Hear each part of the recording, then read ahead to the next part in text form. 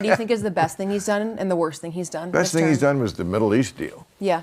Bombing Iran, backing Israel, and not pretending like, oh, well, everybody in the Middle East, they have equal arguments. No, again, not to bring everything back to Anna Kasparian's dress, but really wasn't my intention. Yeah. But where would you be comfortable wearing that dress? Whose civilization looks like yours?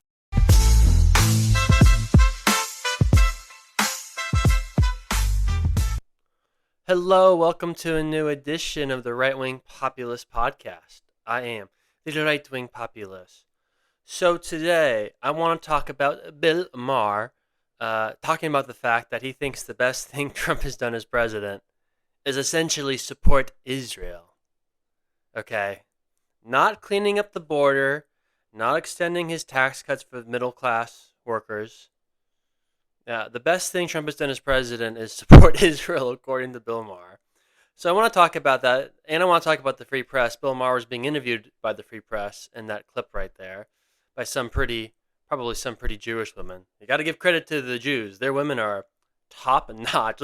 Let me tell you, folks, the Jewish girls, Israeli girls, they make them well in Israel. Anyway, but before we get into that all, I want you to subscribe, whether it's on YouTube, Apple Podcasts, Spotify, wherever the hell you listen to this amazing audio experience. I would greatly appreciate it. And if you are listening on YouTube, also like and comment. It helps with the algorithm. The traffic on YouTube, the subscribers I've gained, all the traffic's been awesome the last couple of weeks. So let's keep it going, folks. Again, I really appreciate I'm an independent content creator, folks. I'm doing honest work here. I don't have an OnlyFans link in my bio. Okay. Maybe I should do that. I think I could do quite well. But I want to do honest work, folks. So again, please support. I'm an independent content creator. I greatly appreciate the support. So yes, as you just heard in the clip I played, Bill Maher was doing an interview with the Free Press because, of course, he was. It's the Free Press. They're like the number one Israel supporters in the media. It's Barry Weiss's outlet. And Bill Maher is like the number one Israel defender, I guess you could say, in late night comedy, if you really consider him a late night comedian. I mean, he's on like once a week. And he'll have like ugly congressmen on. And they have like conversations about racism as if like that's still the edgy topic people care about these days. But I digress. But so he's being interviewed by the Free Press in his Club Random studio for some reason. And this again is very pretty reporter, and I only say she's pretty because this is an audio podcast. I want to create the picture of what was happening in the clip I just played. No other reason. So she's very pretty, and she asked Bill Maher. I guess they're talking about the context is they're talking about some of the good things Trump has done, some of the bad things, and she asks Bill Maher what some of the good things Trump has done, what some of the bad things Trump has done. And the first thing Bill Maher says about the good things Trump has done is essentially supporting Israel, bombing Iran. It's like, okay.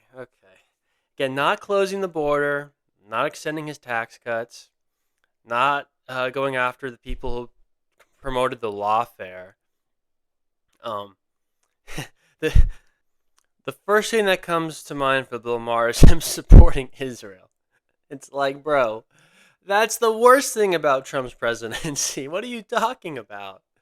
That's by far the worst.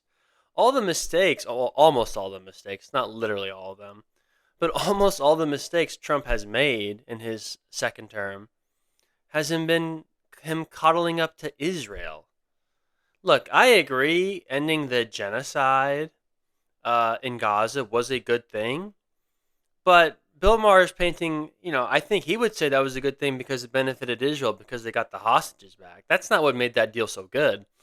The reason that deal, ending the Gaza war, was a great part of his second term was because he ended the genocide that Israel was committing in Gaza.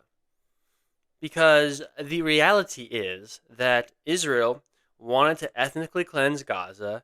They want a greater Israel. They can't have a greater Israel because there's too many Arabs. There's too many Palestinians. And the problem for the Israelis were the Palestinians weren't leaving Gaza. They're not leaving the West Bank. They're not leaving Gaza. So if they're not going to leave, the only other way to get them to disappear is to kill them. So I don't think genocide was the goal, but it was the means to the goal. It was the means to the end, and the end being a greater Israel. Okay, and that's the reality, folks. So luckily, though, Trump put an end to it. He got the Gaza deal done. We'll see what happens in the future. Look, I'm not a Hamas supporter, so I totally support, the idea of disarming Hamas. I think that's smart, but you have to hold Israel at bay.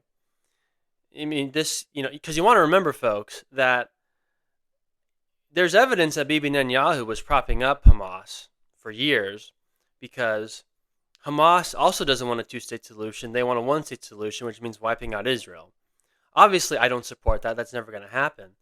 But Bibi liked Hamas being in power, at least before October 7th, because it made the Palestinians seem unreasonable. Like, if Hamas is the one representing the Palestinian interests, then yeah, it's hard not to be on the side of Israel if the other option is Hamas. So there's evidence, at least circumstantial evidence. If you look at the reporting from people like Max Blumenthal, The Gray Zone, Breaking Points, Ryan Grimm. There's drop site news. There's evidence that Ryan Scahill. There is evidence that Israel was backing Hamas in some capacity through backdoor channels. It's not clear to me exactly if that's what was happening, but it sort of makes sense. But because of this, and the other problem for the Palestinians was because of the Abraham Accords. Trump was trying to ease relations between Israel and some of these other Arab nations, trying to normalize relations. And that was a problem for the Palestinians because one of the reasons these Arab nations were resisting normalizing with Israel was because of Israel's treatment of Gaza. But the Abraham Accords sort of tried to cut the Palestinians out, so to speak. And you could argue that's what led to October 7th. Now, obviously, I don't support October 7th. It was a fucking tragedy. Hamas is a terrorist organization. They targeted civilians. You can't do that, folks. Hamas is a terrorist organization. I want Hamas to be disarmed because Hamas does not have the interest of the Palestinian people at heart. They don't. But I say this all to get the context is this is Bill Maher's favorite thing of the Trump administration, him backing Israel. I mean, it's ridiculous. And in the same interview with the Free Press, Bill Maher had Anna Kasparian on his podcast, I think last week or 2 weeks ago. Who, by the way, Anna Kasparian, ever since she got base, she's like 3 times hotter now. It's insane. She's like hotter than she was 15 years ago. It's insane. Like, shout out to Anna, folks. Well, first off, maybe I shouldn't say 15 years ago. I have no idea how old she is, so I want to be careful. I don't want to create any misunderstandings, but she's always been pretty, and now she's really pretty ever since she became low-key conservative, at least in some capacity. But let's not get into that. But Anna Kasparian went on Maher's podcast a few weeks ago, and they got into it about Israel and Gaza because she's a big critic of Israel, and he's a big supporter of Israel, so obviously that topic was going to come up in this interview. And, Bill Maher started doing these gotcha questions because he couldn't really argue with the substance of her critique of Israel's actions in Gaza, because no one can. And he kept asking her, would you rather live in Saudi Arabia? Would you rather live in Iran? Would you rather live in Saudi Arabia? Or would you rather live in Tel Aviv in Israel? And Anna's whole point was, well, I want to live in the United States. And yes, these other Arab countries have problems, but that doesn't excuse Israel's behavior, at least as it pertains to the Palestinians in Gaza. But yes, ultimately she admitted that she would rather live in Tel Aviv, which, most reasonable people would. Because there is a problem with radical Islam in many of these Arab countries, and there's no question about that. Women don't have equal rights, gays don't have equal rights, etc. There are problems in these countries. And, people need to be able to have two thoughts at the same time. That Islam does have a problem with the West. It's not necessarily the most compatible religion at this time with the Western values, and I support Western values generally. But that also doesn't excuse Israel's behavior as it relates to the Palestinians. So you need to have two thoughts at the same time. But this whole thing is a little stupid. It's like you're going to call out, bad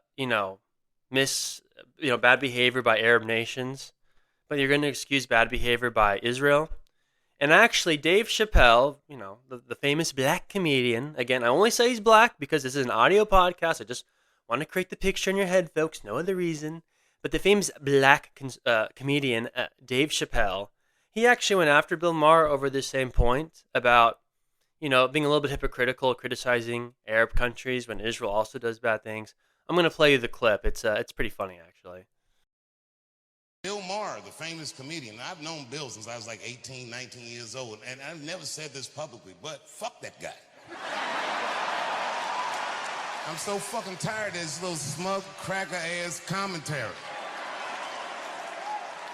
These motherfuckers act like because I did a comedy festival in Saudi Arabia, I somehow betrayed my principles. Well, no, I know I didn't. I know. No. No, come on, everybody, let me do this. And I'm sure, I know, all right, now everybody calm down. No, I'm sure I'm right. First of all, what did they say? They said, well, Saudi Arabia killed a journalist, and rest in peace, Jamal Khashoggi. I'm sorry that he got murdered in such a heinous fashion, but, and no buts, like, period, and also, I mean, look, bro, Israel's killed 240 journalists in the last 3 months, so I didn't know y'all was still counting. That is so therapeutic to hear, to be honest, because Chappelle is right. Bill Maher is sort of a smug asshole. I mean, even, like I said, when he did this this podcast with Anna Kasparian a few weeks ago, just the smugness of him. It's just like, again, and I've talked about this before on the podcast, so I'm repeating myself, but, whatever. Like, Bill Maher is this atheist, this pot-smoking atheist, who has gone after how terrible religion is. But he's a huge Zionist. He loves Israel. It's like, what the fuck, dude? This whole Gaza war was started, at least in part, to create a greater Israel. The whole idea of Zionism, the whole idea of a greater Israel is in part religiously based. The idea that a group of people has a right to land because God says so in some holy book. If you're an atheist, you're supposed to think that's stupid, because it is stupid. Even if you're not an atheist, if you're not a Jew, like, you think that idea is sort of, kind of dumb. Maybe if you're, a huge, like, evangelical Christian, you also agree with that. I don't know. But this whole idea that Jews have a right to this land, because God says so.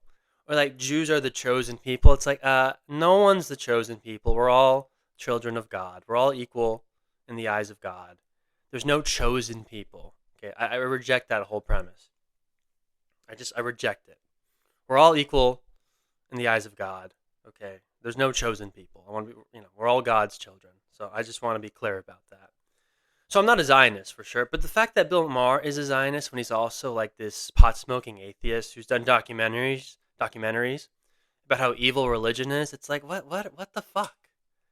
It's like, also like, why is Sam Harris a huge Zionist? He's an atheist. He's talked about how terrible religion is, but he's also like a huge Israel defender and a huge Zionist. It's like, what the fuck? What? It makes me think that these people don't really care about the evils of religion. They just don't like Muslims, or they don't like certain types of religion. But then they defend Israel, and they defend their actions that are indefensible. And they're doing these actions, at least in part, because of religious reasons. At least in part. Look, were there parts of the Israeli government, people who supported Israel's response to October 7th? A lot of those people, I'm sure, legitimately wanted to get the hostages back and destroy Hamas without creating a greater Israel. Yeah, I'm sure those people exist, of course. But, there are people in Bibi Netanyahu's cabinet, people like Smotrich, people like Ben-Gvir, who are very explicit that their goal is to take over Gaza. It's to have a greater Israel. Okay, Israel doesn't even like defining their borders because they think that whole area, the whole Gaza Strip, the West Bank, they think that should be all Israel's territory. Because let's be honest, the whole concept of Zionism is, displacement. Displacing Palestinians, Arabs. So yeah, no wonder there's so much hostility toward Israel in the Arab world. And again, I'm not defending these Arab countries that treat women terribly, that treat gays terribly, that treat, anyone who's not an Arab terribly, or Muslim terribly. Like, yeah, I'm not defending that. And Bill Maher made a good point that some of these liberals, progressives, they're too quick to dismiss the problems that the Arab world has in terms of human rights. That's a fair critique. But the problem is they always bring this argument up when they're trying to defend Israel, or it's a proxy defense of Israel, and it's just so disingenuous. So yeah, it was sort of a revealing clip that he thinks the best thing Trump has done is support Israel. It's like it's not the things he's done to help the United States. At the very least, I would assume Bill Maher would agree closing the border was a good thing.